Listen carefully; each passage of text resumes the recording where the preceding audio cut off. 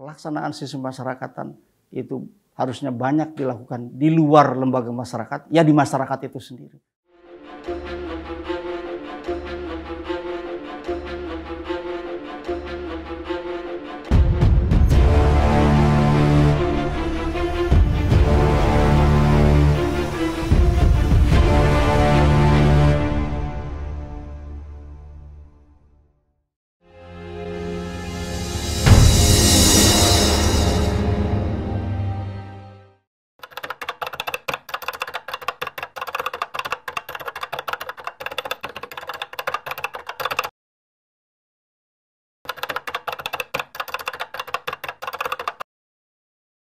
Saya bergabung di dalam grup diskusi di WA Group, itu di Forum Pemerhati Pemasyarakatan. Ya sedikit-sedikit berdiskusi di sana bersama mantan-mantan atau bersama para purna bakti pemasyarakatan. Jadi mengikuti perkembangan juga di situ, kita memberikan masukan juga kalau ada di situ.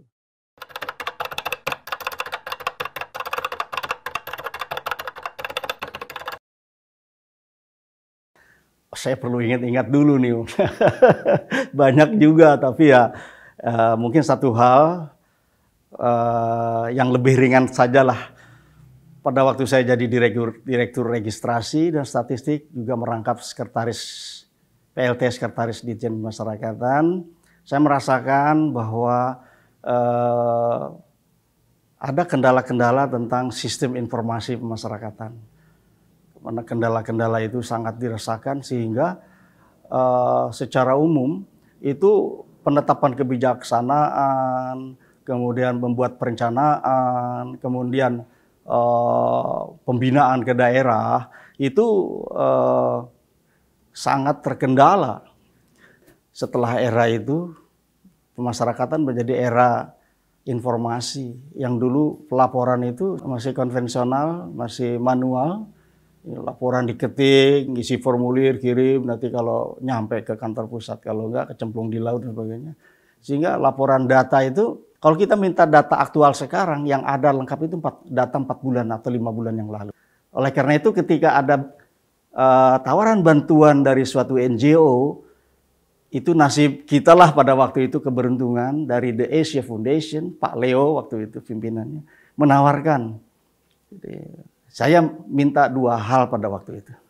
Dan beliau pun juga memang memberikan alternatif gitu ya. Sistem informasi pemasyarakatan, SIPAS, atau sistem database masyarakatan disingkat SDP. Saya menghadap Pak Dirjen, Pak Untung, Pak, ini ada 2 nama alternatif. Tapi saya dahului, Pak. Kalau saya bilang, ini manis ini. Kalau saya bilang, saya milih SDP, Pak. Keren, Pak, namanya, SDP, Pak. Sistem database masyarakatan. Pak Untung bilang, saya juga setuju.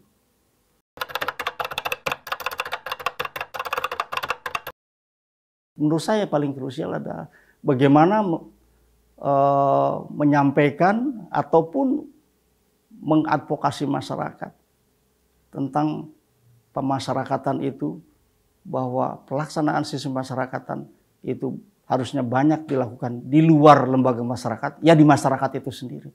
Jadi masih kental sebenarnya paradigma pembalasannya. Nah, ini adalah tugas berat dari pemerintah, khususnya Kumham dan Ditjen Pemasyarakatan, bagaimana dengan sedikit demi sedikit merubah paradigma masyarakat agar mengerti bahwa paradigma pembalasan itu sudah ditinggalkan.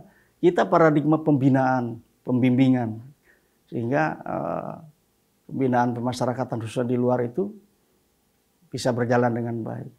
Saya sangat memandang positif program Bapak Dirjen yang sekarang, bahwa narkoba ini walaupun itu sebagai dampak dari hulunya kita Indonesia ini, sebenarnya pemasyarakatan menjadi bagian hilir yang ketempuhan, kata orang Jawa itu. Akibatnya ada di kita juga. Bagaimana maraknya narkoba secara nasional, kemudian bagaimana undang-undang kita mengharuskan bahwa pengguna narkoba juga harus masuk dalam lapas, dihukum, bukan direhabilitasi. Itu sangat berat bagi pemasyarakatan dengan kondisi lapas yang terbatas, kapasitas yang terbatas, pegawai yang terbatas, biaya yang terbatas.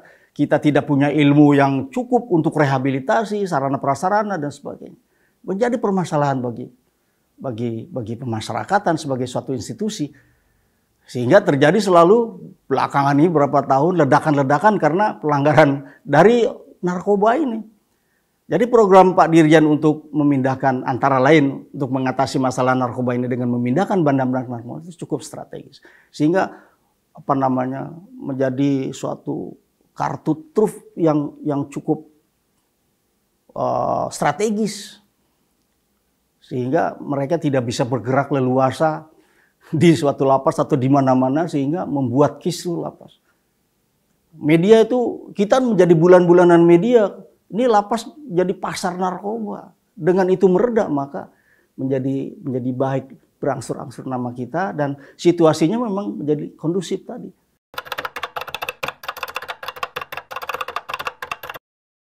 Petugas pemasyarakatan, khususnya pemasyarakatan memang sangat-sangat spesial. Karena berhadapan dengan manusia, dengan sisi kemanusiaan, yaitu integritas. Integritas. Kalau dia tidak punya integritas, khusus pemasyarakatan, tidak punya rasa kemanusiaan, welas asih, pembinaan, tidak mungkin bisa menjadi petugas masyarakat yang baik. Integritas. Yang kedua tentunya punya pengetahuan yang cukup tentang paling tidak teknis pemasyarakatan di bidangnya. Yang ketiga tentunya pengetahuan itu juga harus didukung dengan skill. Skill boleh jadi pengetahuan dan skill bisa dijadikan satu di situ menjadi satu kesatuan. Yang terakhir itu adalah kepedulian. Kepedulian, dia harus peduli betul. Harus peduli betul dengan sesama yang dibina itu. Kalau tidak ada kepedulian, ya mungkin hanya formalitas saja dia bertugas. Pemasyarakatan pasti maju.